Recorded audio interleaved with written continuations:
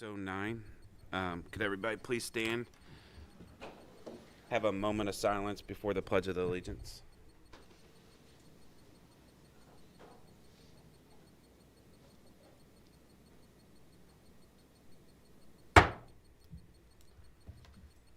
Pledge allegiance to the flag of the United States of America and to the republic for which it stands, one nation, under God, indivisible, with liberty and justice for all. Roll call. 16 present, with members Duncan and, with members Bryant and Daly absent. Next up is the approval of the May 11th meeting minutes. Is there a motion to approve? Mr. Rosenbaum, Ms. Allison. Any questions, comments, corrections, concerns? Seeing none, please vote.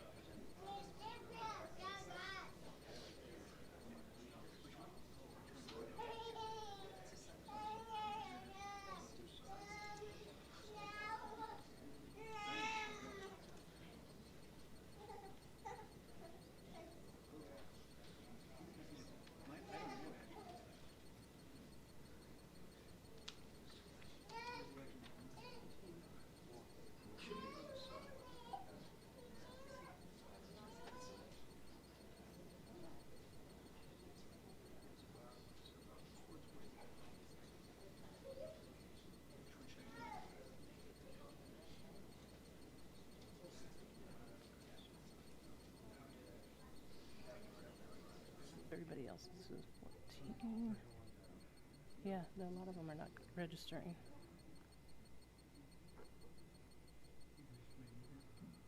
See, 5 yeses and 14 noes. How could that be?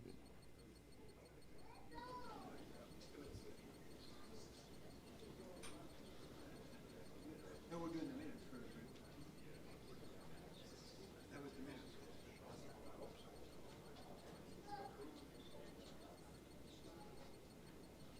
Was everybody's open to allow them to vote, or is it the open book still showing it's closed? Open book is showing it's closed. It's still actions you can. Yeah, under actions you can vote. You can't vote over there. You can't, but the book isn't opening. Okay, so here it is. It is here. So if I go to actions, so it is into actions. Very strange. So instead of hitting open book, go to actions, and then it should be under there.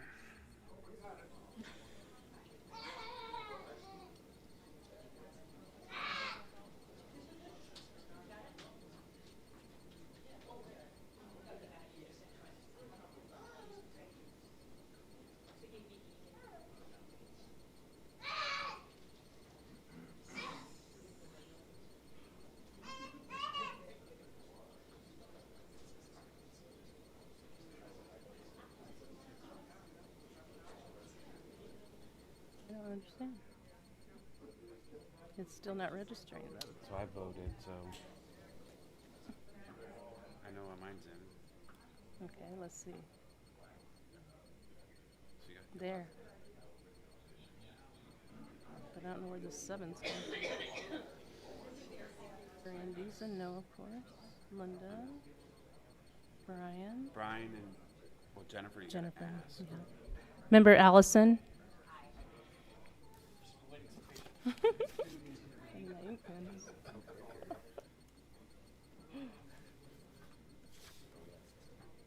How about we just do voice for everybody then? Let's see who else is missing. Nate, are you? Member Hare, it registered you a no.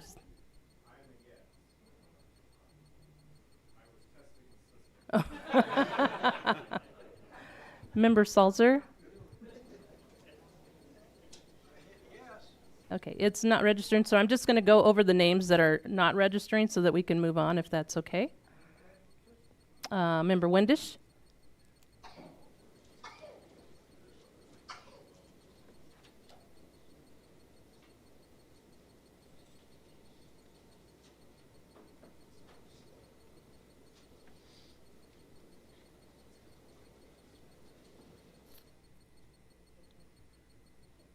That would be 16 ayes. Next up is proclamations and presentations. We're going to go off script here for a second and ask if Nicole could join me up front.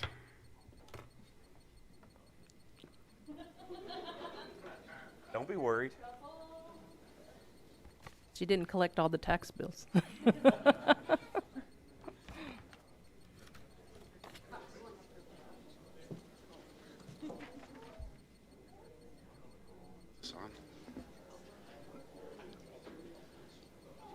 So for the county board members, they know what this is, but for the general public, this is an anniversary pin for Nicole, who's our treasurer elected in the county. And Nicole does a fantastic job. She was a long-term employee in that office under Treasurer O'Connor, and she ran for that office when she ran it basically for all those years too. And she's done a phenomenal job for this county. And what she's received in interest rates for us, she's basically our chief investment officer and invests all the county's money. And we wouldn't be where we're at today financially without her being a team player with the board and working with us and giving us reports. And politics, she's never played politics down here. She's always just been about what's best for Peoria County. And for that, we really appreciate 25 years at any place is a long time, and we've been lucky enough to have you as an employee and as an elected here, and we're much better off for having you here. So thank you, Nicole. Thank you. Oh, you gotta say something. You gotta say something. Thank you. It's been my pleasure working for Peoria County and representing the citizens of Peoria the best that I can. Thank you.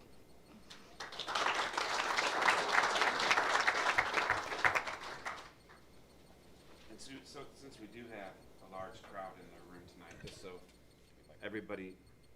since we do have a large crowd in the room tonight, just so everybody understands or knows, we've recently gone to a new voting system. So we're working there. It's a good system once we get it there, but sometimes we have these little hiccups where it doesn't load like the old technology had. So technology is wonderful until it doesn't work. So we're getting there. So that's, if you're wondering why it's a little slow going to start, that is why. So next up is a proclamation congratulating Mia Stram on her first place finish in the IHSA Class 1A Pole Vault State Championship.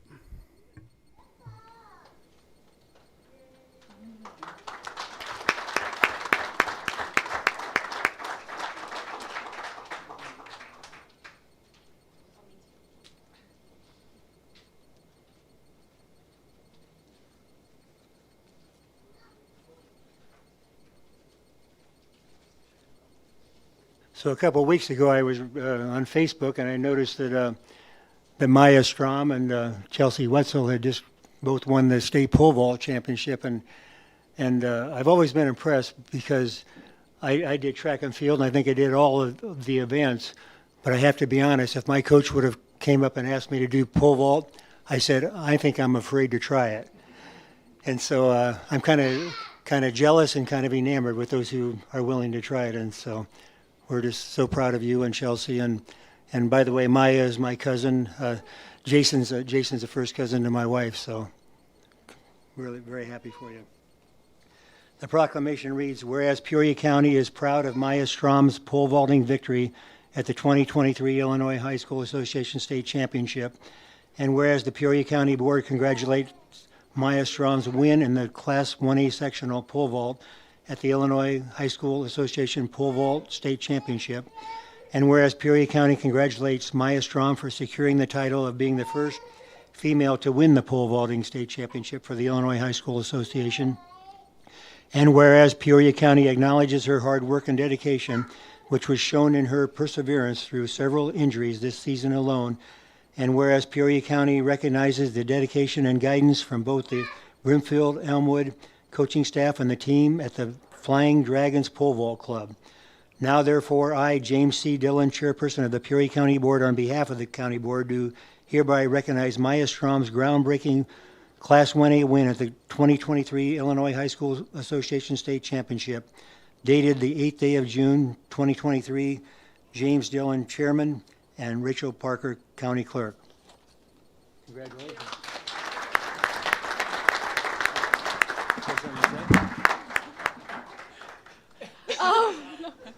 Well, let me say this. She was injured the entire year, and she finally went to the sectionals and did well enough to qualify for the state. So that's pretty amazing. So congratulations. And Thank you.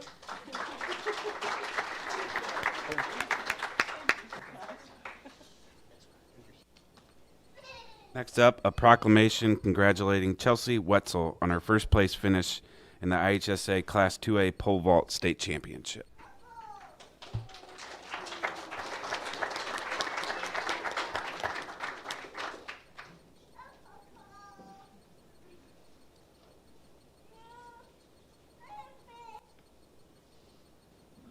Well, again, I get the privilege of presenting to Chelsea. I've known her and her family for many years, and a great result. I know she's done a lot of athletics all the way through, so I'm not surprised at your abilities. So I will read this, and then maybe you can think about what you'd like to say back while you're, and don't run away. Okay.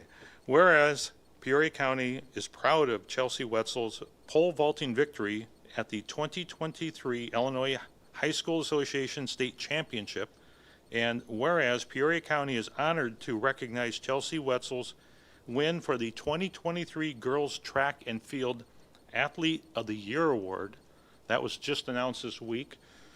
Whereas Peoria County Board congratulates Chelsea Wetzel's win in the Class 2A sectional pole vault at the Illinois High School Association Pole Vault State Championship. And whereas Peoria County congratulates Chelsea Wetzel for making history as the first female Peorian to achieve the highest pole vault effort all time at Illinois High School Association Pole Vaulting State Championship. Whereas Peoria County acknowledges her hard work and dedication to pole vaulting, which has been shown through the incredible strides she has made in the short amount of time that she has pursued it. Whereas Peoria County recognizes the dedication and guidance of her coach, Mike Cockrum, a retired coach from Flying Dragons Pole Vault Club, as well as those who have assisted her athletic progress at Dunlap.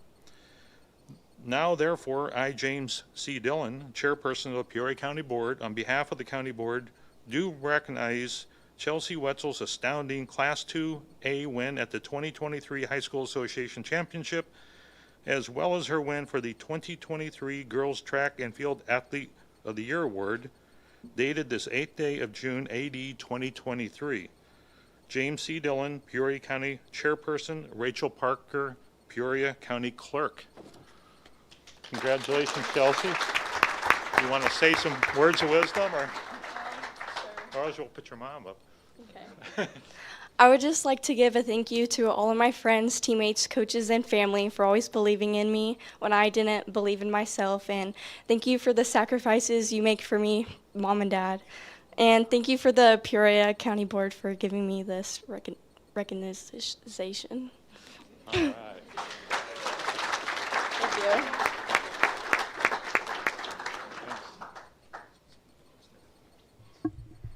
Next, a proclamation recognizing the 30th anniversary of enhanced 911 services in Peoria County.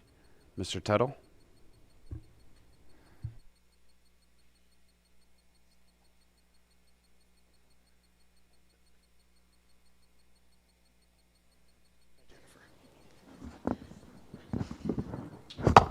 Just do that. Well, I feel honored to get to be the one to present this to you. Having toured their facility, it's amazing the amount of time and work and detail they've put into it. Working with a number of these folks, it's just actually mind-blowing that, you know, they can't let anything go unturned. They pay attention to every detail, and you're, you know, certainly appreciated for all of that. So, whereas the Peoria County Board recognizes the 30th anniversary of enhanced 911 service in Peoria County and the dedicated effort over the years to implement the service, and whereas basic 911 service was first available in Peoria in 1976 and expanded into other municipalities throughout the 1970s and 80s. Whereas in 1989, a county-wide referendum passed in which voters overwhelmingly agreed to pay a small surcharge to gain enhanced 911 service. The Peoria County Emergency Telephone System Board was soon created to implement and manage the new system. And whereas enhanced 911 service was turned on to all Peoria County residents on June 15, 1993. The technology provides the caller's name, address, phone number, and a listing of emergency responders for that address. And whereas in 2002, Peoria County began answering Phase 1 wireless calls, which allowed the dispatcher to see the caller's phone number. And in 2003, Peoria County became one of the first counties in the nation to receive Phase 2 wireless calls, which gave the dispatcher approximate location data as well. And whereas in 2016, text to 911 was implemented with the tagline, "Call if you can, text if you can't," giving residents yet another option to reach emergency services. And whereas since its implementation 30 years ago this month, telecommunicators have answered more than 3.1 million 911 calls for Peoria County, and they continue to answer calls and text messages every day of the year and every hour of the day. Now, therefore, I, James C. Dillon, Chairman of the Peoria County Board, on behalf of the County Board, do hereby recognize the 30th anniversary of the implementation of Enhanced 911 in Peoria County, dated the 8th day of June, AD 2023.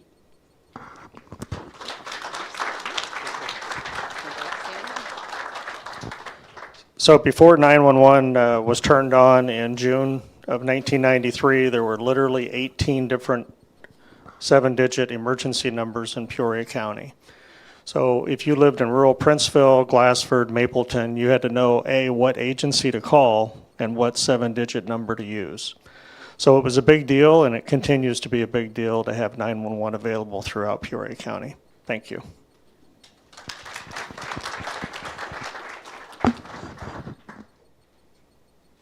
A proclamation recognizing Better Banks on its 125th anniversary.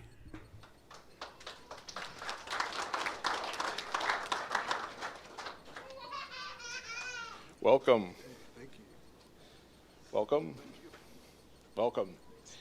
We've got Mike Stratton, President, if you'd raise your hand for those who don't know him. Senior VP Martin Streetmatter and VP Brian Nixon are here to receive the proclamation. So, and I'm a proud Dunlap resident, so thank you.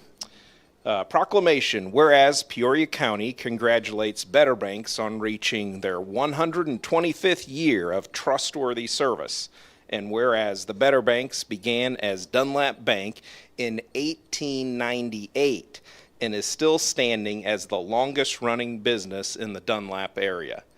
And whereas since its beginnings, Better Banks has spread its influence from a single Dunlap establishment into a business that now proudly serves 9 different communities. And whereas Better Banks has always put customers first, which has been shown through their dedication to ensuring innovative and progressive banking techniques are always obtainable and understandable to their consumer base. And whereas Better Banks has not only prided itself on building trust and reliability between their workers and their customers, but also between their employees and the overall communities in which they serve. Now, therefore, I, James C. Dillon, Chairman of the Peoria County Board, on behalf of the County Board, do hereby recognize Better Banks on its 125th anniversary, dated this 8th day of June 2023, signed James C. Dillon, Peoria County Board Chairperson, Rachel Parker, Peoria County Clerk. Congratulations.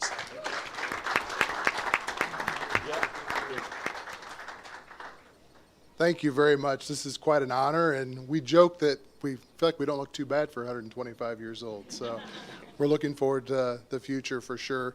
Banking has changed dramatically over the last 125 years, and we're certainly excited for the future. We're proud of the citizens that we get to serve in our communities, and we're grateful for those relationships. And again, thank you so much for this honor. Have a good evening. Thanks. Good job. Good job. Next, a proclamation recognizing Peoria Proud for their extensive contributions to the community.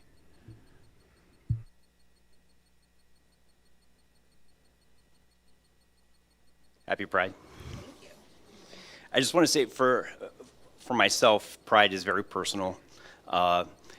My definition of it is it's not something to diminish other groups, but it's an opportunity for me and other members of the LGBTQ plus community to celebrate ourselves and being proud of yourself despite of all the societal adversities that we've experienced in our lives, that we've overcome them and we can live our truth. So that's what Pride means to me, so thank you. Whereas Peoria County recognizes Peoria Proud for their endless work of advocating for equity and diversity for all people, unifying the community as a whole through advocacy, education, and social outreach. And Peoria Proud is a crucial, safe place for members of marginalized communities to assemble at any time, notably during Pride Month, recognized every June.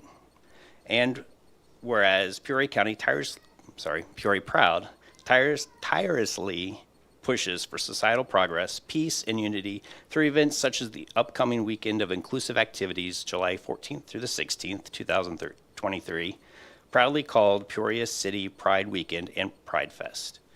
Peoria Proud offers a platform filled with plentiful resources for the LGBTQ plus community, such as abuse hotlines, affirming faith communities, physical and mental health care postings, contact with other LGBTQ plus organizations, and more. And Peoria Proud will determinedly continue these aforementioned efforts far into the future of Peoria County and the world. Therefore, I, James C. Dillon, Chairman of the Peoria County Board, on behalf of the Peoria County Board, do recognize and applaud Peoria Proud for their extensive contributions to our community. Dated this 8th day of June, 2023, James C. Dillon, Peoria County Board Chairperson, and Rachel Parker, Peoria County Clerk.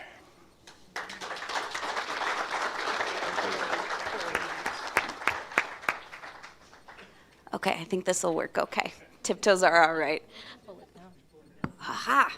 I saw it removed and I didn't want to do all that and then not put it back properly. On behalf of the Board of Peoria Proud, as well as the other LGBTQ advocacy groups in this area, we just really want to thank you for the recognition during Pride Month.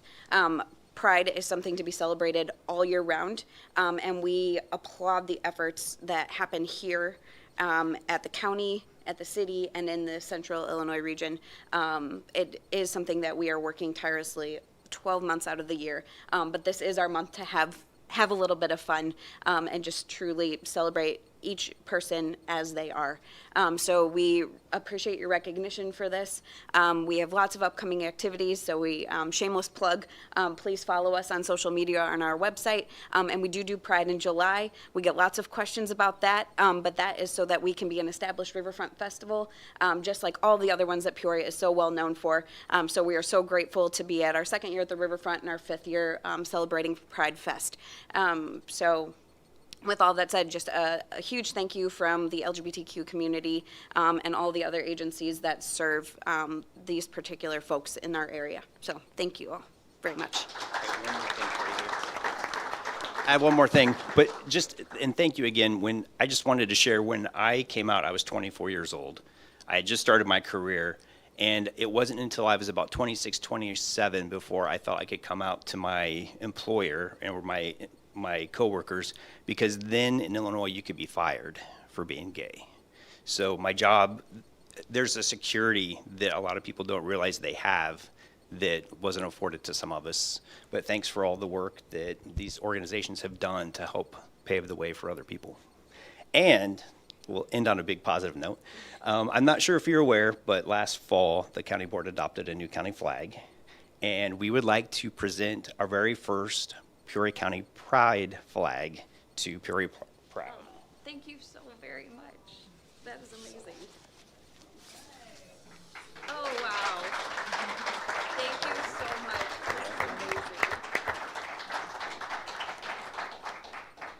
hopefully we'll see it flying down at the riverfront in a couple Yes, weeks. and we're excited. Thank you all for sponsoring us and for being present at the festival. We're excited to have you.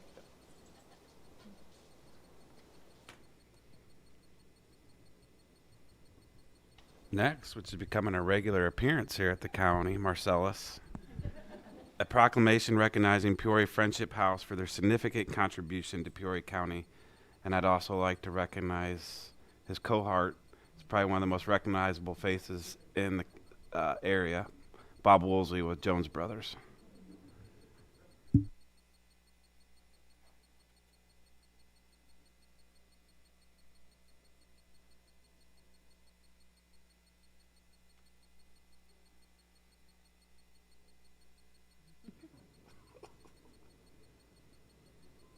Let's see, Courtney, she come on up. Come on up. I'm gonna take this off. I'm gonna do it with Jenna. What did she say? I'm not gonna sing today. But I want to bring the mic down a little bit closer like Jennifer did. But first I would like to say how proud I am of the Friendship House. You know, what they have done and what they're doing in our community. They are located, for those who do not know, they're located on the near north end and representing our community in a way that impacts our children, the adults, the families, in all different ways. And I would encourage everyone, if you would, go out to the website. I can't even speak enough of what they do, but how they represent our community. This is our community. But I would, any further ado, I won't do any more talking, Marcellus. Oh, and then I would like to say to Marcellus, I didn't know him until I heard he was coming to the Friendship House. And I heard a little bit about your background. And I said, I have to meet this young man who would take time out to develop our community, a place that is much needed. So again, personally, I would like to say thank you, and then your entire team for helping us. Thank you. So therefore, I would like to read this proclamation. Whereas Peoria County expresses both congratulations and gratitude to Peoria Friendship House of Christian Service for over 75 years of service in the area. And whereas the Peoria Friendship House continues their mission to provide hope, respect, and guidance towards a path to prosperity for all who may need and will continue that mission far into the future of our community. Whereas Peoria Friendship House provides events and services for the community to thrive, such as after-school and summertime programs for students, parent mentoring programs, cultural outreach programs, financial stability resources, physical and mental health support services, food drive, and more. And whereas Peoria County acknowledges the passion and dedication of every person within the team at Peoria Friendship House who commits time and effort to continue moving their services onward and upward. Now, therefore, I, James C. Dillon, Chairperson of the Peoria County Board, on behalf of the County Board, do hereby recognize Peoria Friendship House of Christian Service for their significant contribution to the well-being of Central Illinois.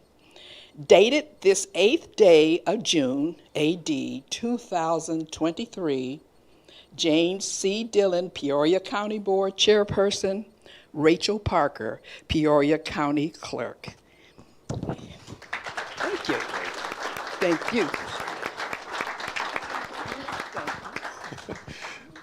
That was going to be tough to follow, but I'm really grateful for this, first and foremost, to be recognized. I think the work that we do is essential, honestly.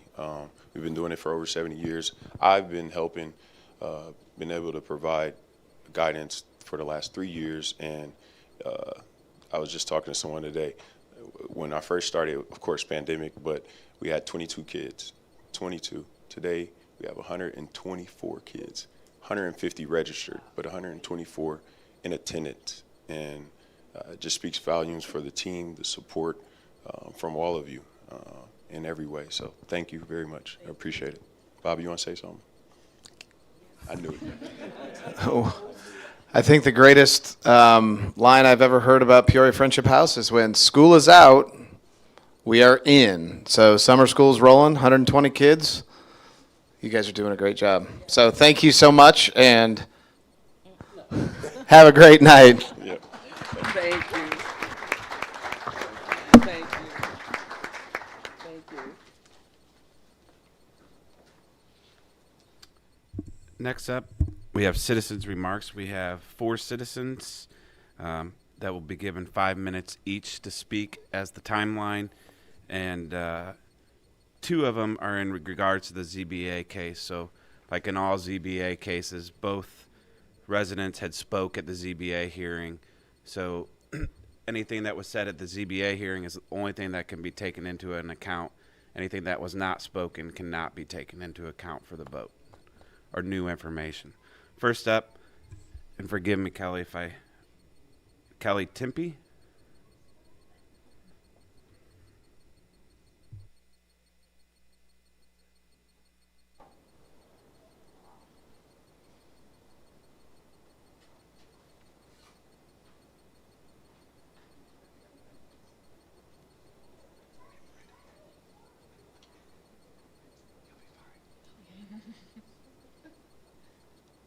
So I teach second graders, so I'm not used to this whole thing, but I found out some great groups I would like to join in on here, so this has been informative so far.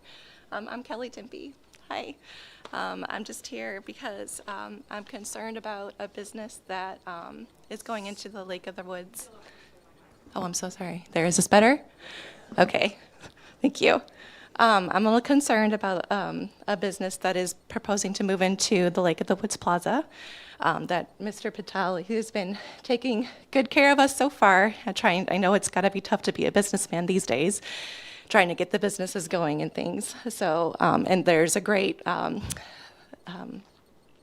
the therapist, I live like 30 seconds from there. My kids use that for their bus stop. There's the Dollar General and the gas station, and there's a therapist, and so we appreciate those businesses. But there is another business that that is trying to come in that's a gambling bar. And this is a different kind of business than a restaurant and a bar. The people are there to gamble and to drink, as opposed to being at a family restaurant. So I'm concerned because that does bring different statistics to 30 seconds from my door, where my kids are at, where all of our neighborhoods children are at, where a lot of pedestrians are walking back and forth. It's just a major bottleneck of pedestrians. There's a lot of businesses that would actually probably do pretty well over there, because all the pedestrians would want to go in and try it out, but not with this, with the gambling bar there. There are statistics that go up, which are public violence goes up. I've gone online and done research about restaurant with bars versus gambling bars, and so that goes up. DUIs go up. And property values do go down. So that's very concerning to me, because Woodcrest, it has 2 access roads. They're both residential. And one of the access roads is Woodcrest, the one that I live on. And on my road, there are 3 apartment complexes. One is at 100 feet away, and one is at 200 feet away, and one's at 350 feet away. And they all have tons of kids that are outside all the time, going right at the at Unit K's access point to visit their friends 20 times back and forth on their bikes. And there's pedestrians that are over there all the time too, because it connects everybody to the Dollar General, and people like to walk there and go buy stuff, with their kids and their grandkids or what have you. So it's a very, I guess what I'm getting at is that it's a very densely populated area with a very high pedestrian traffic area. And putting those statistics so close to that kind of a population is not safe. It's just not safe, and I'm concerned. So that is why I'm here. And I know there's obviously all kinds of reasons. I know we're trying to get everything going again. If this is something that gets passed, please at least maybe do something about restricting there being a beer garden. Maybe we could paint, like pedestrians only at Woodcrest Crossing or something like that, just to keep people, just anything we could do to promote the safety of the population that literally lives right there.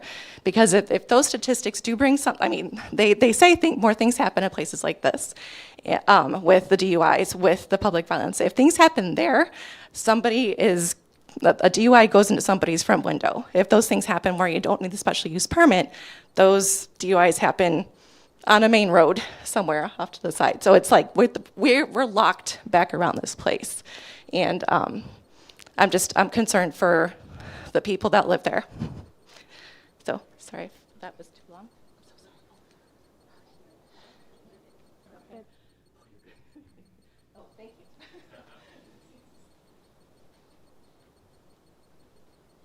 you. Next up, for the zoning case, also Michael Jaggert. Okay.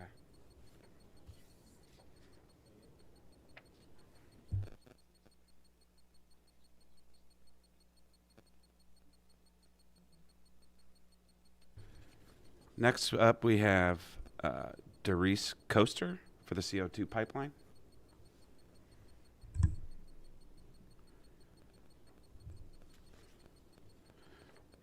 And I apologize if I mispronounce anybody's name.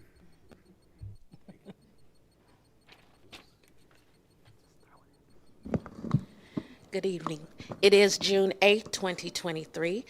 To Honorable Chairman Dillon and the Peoria County Board, this packet of 117 personal requests in support of a moratorium on carbon dioxide pipelines is being presented to the County Board to urge you to move forward with the drafting and consideration of a moratorium until the U.S. Pipelines and Hazardous Materials Safety Administration completes and has updated regulations in effect.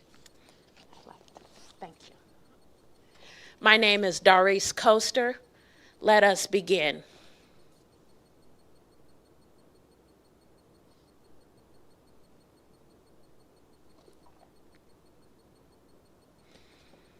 Let's talk numbers. I just had us pause for 8 seconds. 8 seconds is the time it takes to escape before being knocked unconscious by a carbon dioxide explosion if you are 1/2 of a mile from the explosion site. The carbon dioxide pipeline blast in Satartia, Mississippi had victims in a 16-mile radius of the explosion site. At least 20 first responders were also taken to the hospital after the carbon dioxide explosion in Satartia. There are at least 5 elementary schools along the proposed route for a carbon dioxide pipeline in Peoria, Illinois. There are only 22 days left until the deadline for the Illinois Commerce Commission application to be filed by ADM and Wolf. If you approve a pipeline, there are only 6 months left until Wolf and ADM break ground. The route would run along Southwest Adams Street from USF to ADM in Bartonville. There are 14,010 residents in the 61605 area. Of that number, less than 1,000 people have been notified that the carbon dioxide pipeline is even being considered right now. $5,000. $5,000 is the amount being offered right now to local nonprofits and community leaders by BioUrgia because they want to invest in the south side of Peoria. There are tens of millions of dollars to be made from federal tax credits over the next 10 years. How much will the city of Peoria or the South Side residents receive of this amount? I say not enough.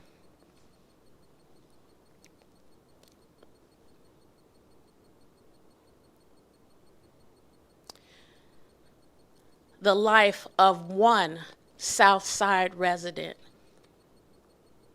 priceless.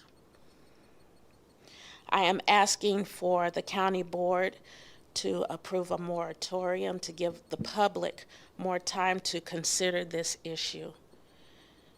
As you consider a carbon dioxide pipeline for the entire Peoria community, please carefully count the cost and consider the numbers. Thank you.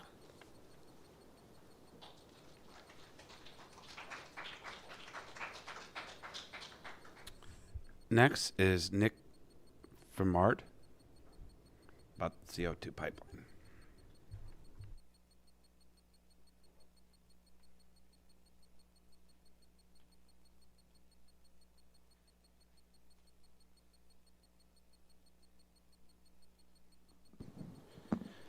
All right, hello. My name is Nick Furman, and I'm here speaking to you as a resident of the county and as an environmentalist, also asking you to put in place a moratorium on carbon dioxide pipelines.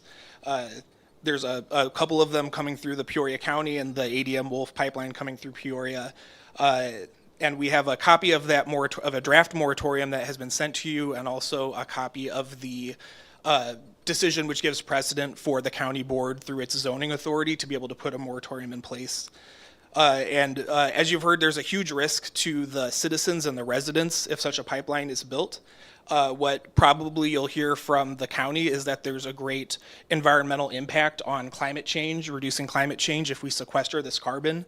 My background, I've worked for the past 10 years for a global environmental nonprofit focused on the building and construction industry. I'm not speaking on behalf of them, I'm speaking on behalf of myself and with the Sierra Club.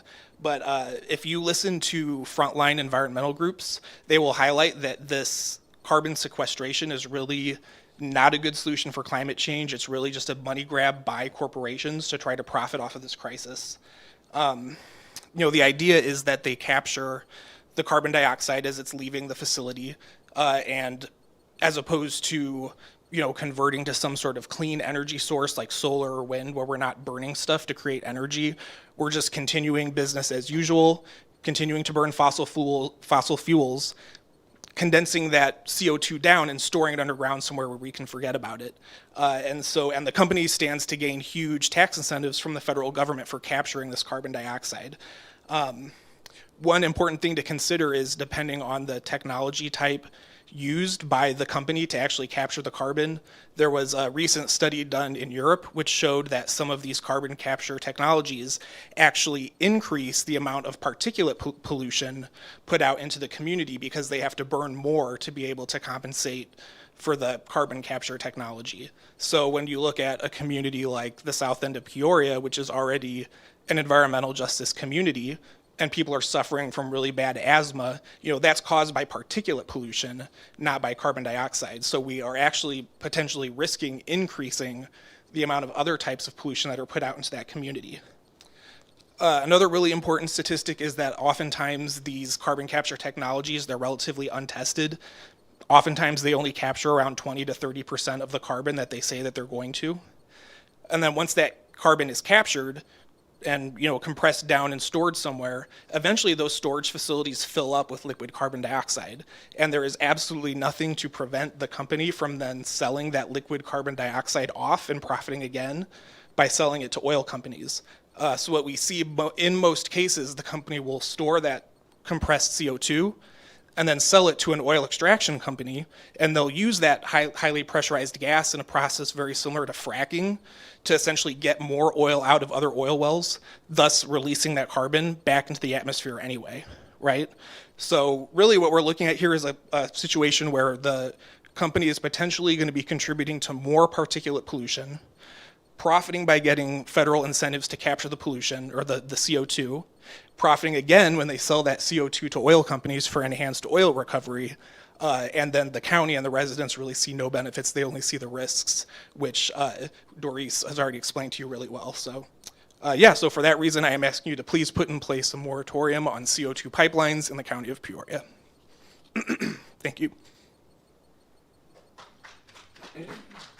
Thank you. Next, we'd be at consent agenda. Is there a motion to put this on the floor? Ms. Blair, Ms. Duncan. Is there any number that would like to be pulled?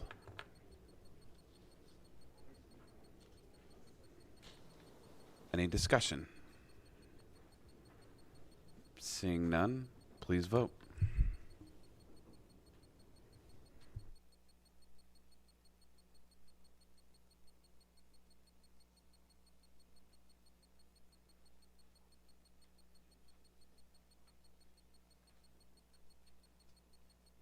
Member Allison?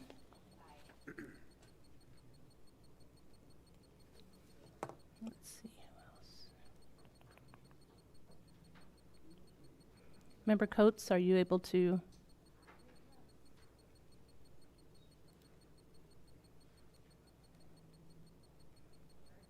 There we go. It came through.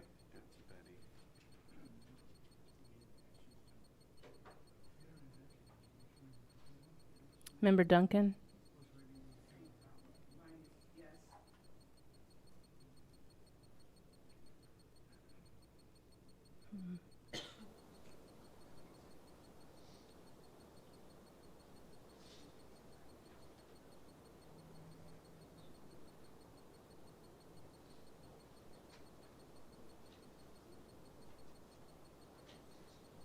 That'd be 16 ayes.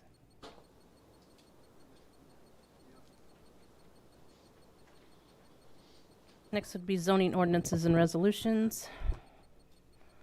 Case ZBA 2023-0020, petition of Ravi Kumar A. Patel, a special use request from section 20-5.8.2.1.n.1 of the Unified Development Ordinance, which allows for a tavern not exceeding a floor area of 5,000 square feet if located closer than 500 feet from any residential district, religious institution, or school in the C2 General Commercial Zoning District. The petitioner proposes to operate a tavern located closer than 500 feet from a residential district. The parcel is located in Medina Township. The Zoning Board of Appeals recommends approval with restrictions. The Land Use Committee concurs. Member Rosenbaum? Member Williams?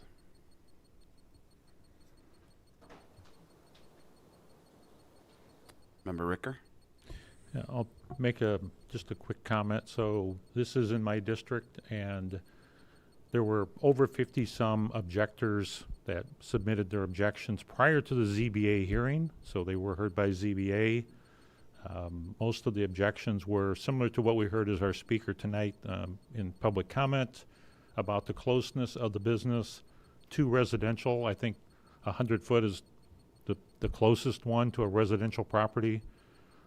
So in support of the residents and the objectors, I will be voting no against this.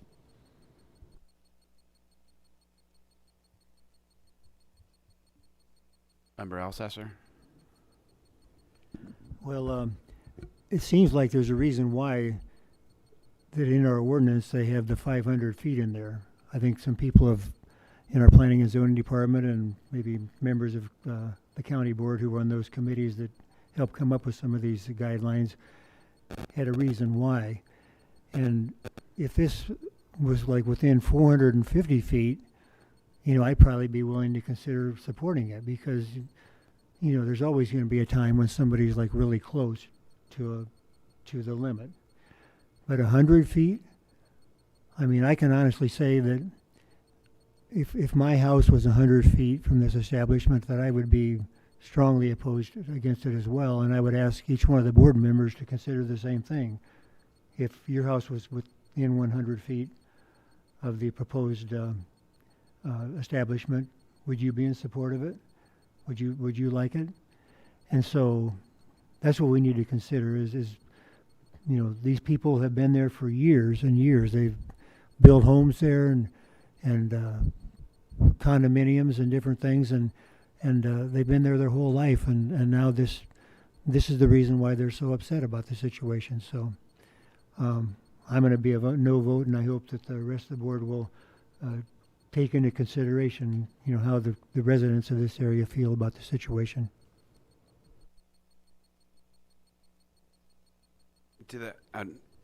This passed out of zoning unanimously, and I believe it concurred. Land use was unanimous vote. We added, Member Rulin suggested some extra restrictions to try to take in some of the neighborhood's concerns. I believe about 3 months ago, or maybe a little bit longer, we did approve one in Member Williams' district that was actually closer to houses than what this property is. And I believe the board in Madison Park, I don't recall if anybody even voted against it, and it had some objections because it was rightly permitted to have that facility in Madison Park.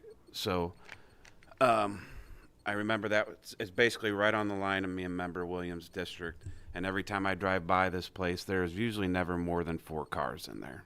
It is very lightly used, and that was just a gaming parlor that has alcohol, not the wine bar that is being presented with a gaming parlor. So just remember, consistent, if you do vote no, every committee has approved this so far unanimously. You would have to have a reason to overturn it, and I respect Member Ricker's opinion and thoughts in his district.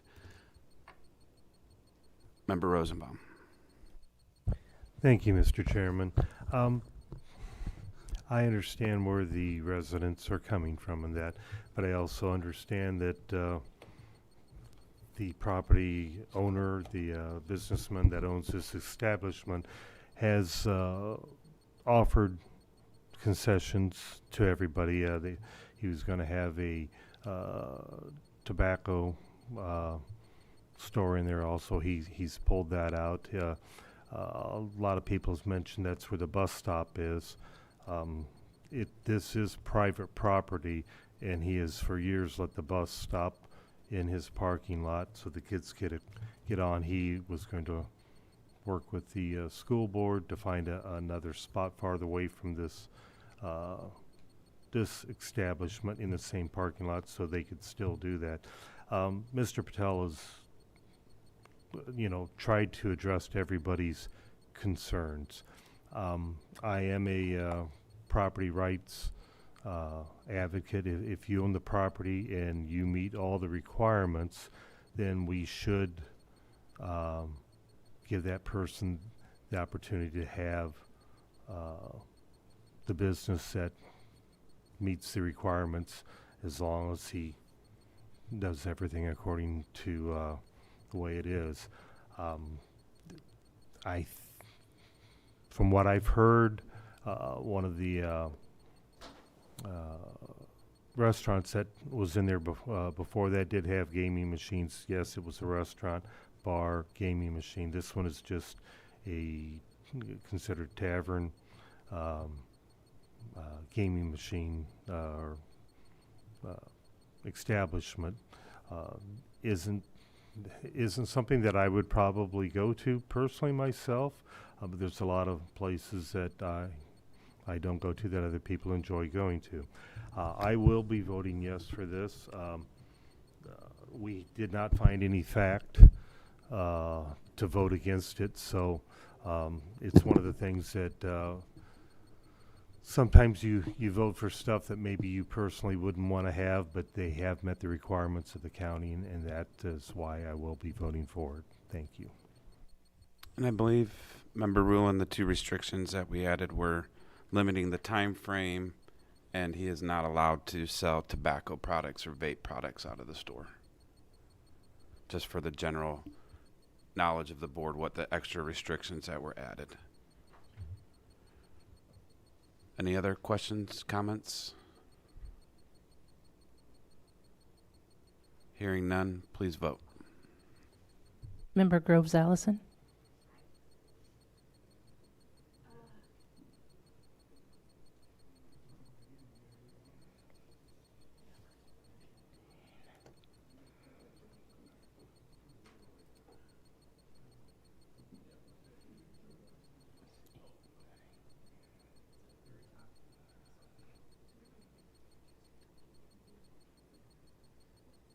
Okay, okay, okay.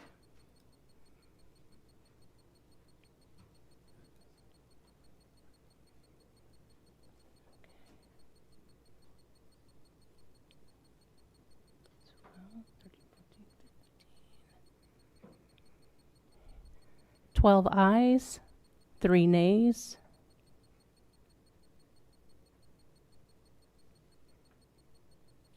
I'm sorry, that's 13 ayes. Since Ms. Groves Allison does not register on here. So that's 13 ayes and 3 nays. Can you say the nays, please? Voting no. Member Elsesser. Member Hare. Member Ricker. Voting nay.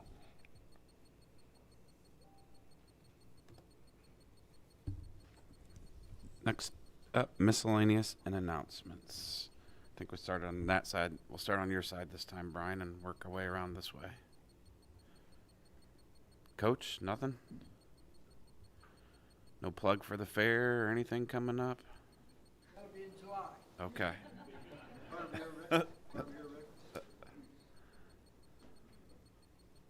Member Renault. Thank you. I just wanted to say that if any community members who are present or board members would like a Peoria County Pride flag lapel pin, Gretchen has a few in the back.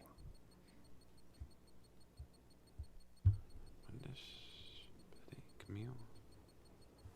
Oh, Member Blair. Just want to let you guys know that on June 28th, Distillery Labs is hosting a showcase of the startups going through the G-Beta Accelerator program, and that is open to the public. So check out Distillery Labs' website to get more information.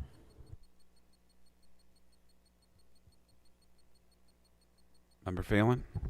Yeah, I just wanted to highlight that last month we received, all board members and staff, received a total compensation letter. I understand that is a new piece of information that went to employees, and I find that extremely valuable while we're discussing benefits available to employees to provide that information back. So I wanted to thank staff and administration for getting that out and all the hard work they did. Thank you.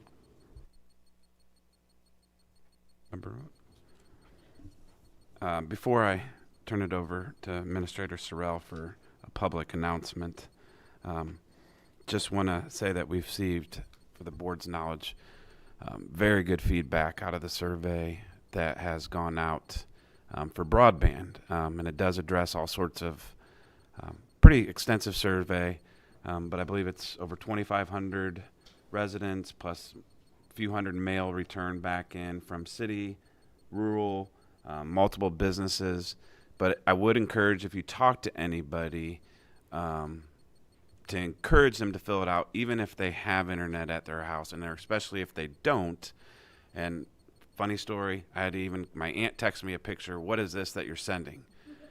And I had to convince my aunt that it wasn't a scam, that it's okay to go online and hit it. So it is something that we're trying to get and gather the data, and it is beneficial. But usually you typically see more people do it right at the beginning. So if you know anybody that haven't, or if you haven't, encourage you to do that broadband, because that's what we're going to use to help guide our policy here. Members or Mr. Rosenbaum. Mr. Rosenbaum. Since you mentioned that, I was wondering if Scott could also address the home energy. That's okay, good, because I've been getting some calls on that, and I just figured this would get out on the to the public maybe a little bit better, and give us a little bit more information to pass on to our constituents. Thank you. Great. Thank you, Mr. Chairman. Mr. Rosenbaum kind of stole a thunder in terms of the topic this evening, and I'm just going to paraphrase from the press release we sent out on May 31st of this year. The full press release is available on our website, peoriacounty.gov. Additional information is available on all of our social media channels. If you recall, roughly a decade ago, you asked the voters if they wanted to create a municipal electric aggregation program. They overwhelmingly approved that referendum question. We did an initial bid, and that initial bid was awarded to a company called Homefield Energy. And Homefield Energy was our supplier in the deregulated electricity market up until a year ago. At that point, the markets were completely upside down, and it actually made good financial sense to the ratepayers that are all of your constituents in the unincorporated areas and in municipalities across the county that contract not be renewed, and there were no other bidders in that round, and so we advised everyone to go to the Ameren rate. Regardless of what the outcome would have been, there was going to be a rate increase for a price increase, I should say, for the energy supply. Throughout the course of the year, as we've watched the markets change, the buying group that the county is a part of, and that's roughly it's more than 10% of Ameren's residential customers in the state of Illinois, which is mostly everything south of Interstate 80. We went back to the market, and Energy Harbor was awarded the contract as the new supplier. On Friday, May 26th, so that's the Friday of Memorial Day weekend, Ameren locked in their rates, which then allowed or triggered the need for Energy Harbor to send a letter to all of the prior participants in the program, many of which are in the, well, for us, the unincorporated areas, which we cover. We received multiple calls, just like all of you have, I'm sure, asking if Energy Harbor is legitimate or not. They are, and what they should do. Because the letter received, the ratepayer hasn't seen for a decade, and it basically asks whether or not you want to opt out of the program. By the way that the referendum question asked, that the county board back then approved, was you're automatically in the program unless you take action to opt out.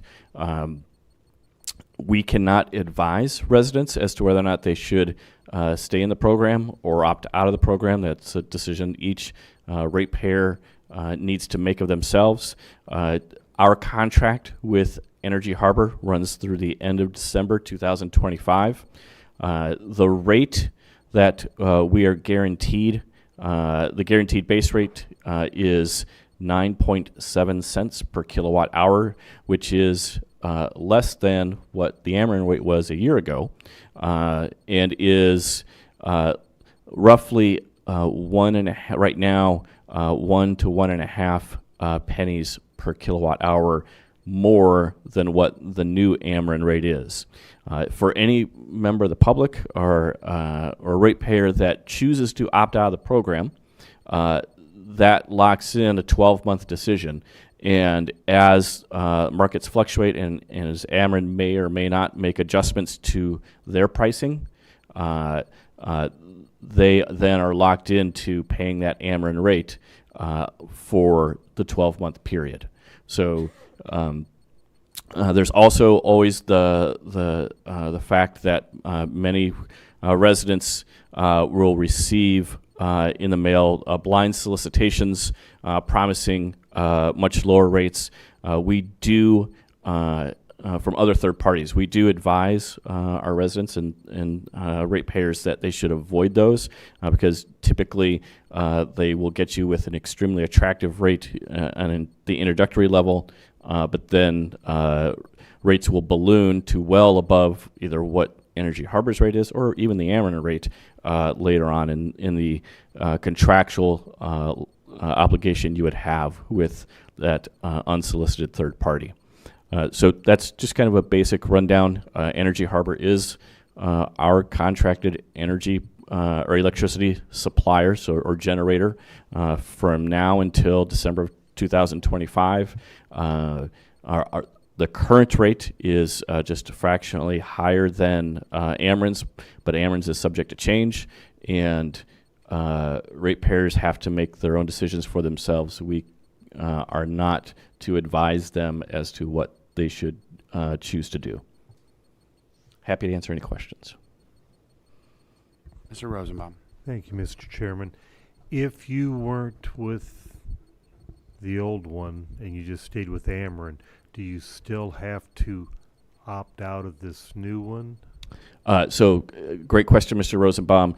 If you received a letter, then you are in the program and you do have to take affirmative action to opt out of the program. If you did not receive a letter, you don't have to worry about it.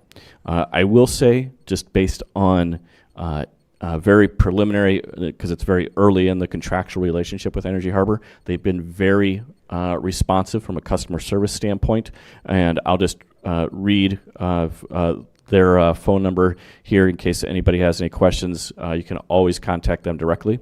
It is 1-877-793-8921. Another question, Mr. Sorrell, for the general public's knowledge, since we're talking about it. I think there's some misconception out there that the county is receiving large sums of money by this energy agreement. Can you address? So your contract with Energy Harbor and prior with Homefield did allow for a payment to be made to us. That payment does not come, it is not included in the rate that all of us as consumers are paying. That is a fee on top of that the ratepayer never sees, that the supplier pays local governments like the county or the city of Peoria or any of our other municipalities. Thank you. Any other questions? Member Alsasser. I missed your agenda briefing, so I'm sorry, but at some point in time, maybe obviously not tonight, could you just bring all the information as far as who is all included in this block that we're a part of and who negotiates on our behalf? Because people have asked me that as well. Not that they don't trust them, but a block and normally a bigger block is better than a smaller block, but I think people would appreciate that information because it is kind of hard to understand sometimes. Absolutely. I'd be glad to compile that information. It may not be going tomorrow's update, but we'll definitely compile that information. I can tell you that the buying block that we are a part of includes us and most all the municipalities here in Peoria County, but it goes as far east as Champaign and Danville, as far and Decatur, and further into southern Illinois. So it's not just Peoria County. It is a very large buying group, but we'll pull together a comprehensive list of who else is in our buying group. Any other questions? So no executive session tonight. I know might have been thought that there was, but more than likely at the next executive level committee, for those members that aren't part of executive, we will have an executive session. It's our annual go over lawsuits that we have outstanding, and for some of the new members to hear about some of the cases that some of the other members that know about outside of this. And Madam Clerk? Just want to remind you all, on your onboard, on your iPads, there should be an update button, so that might be why some of them weren't working, but look for the update button. Brooke went around to some of you and saw that. Thank you. Anything else? Seeing none, meeting adjourned.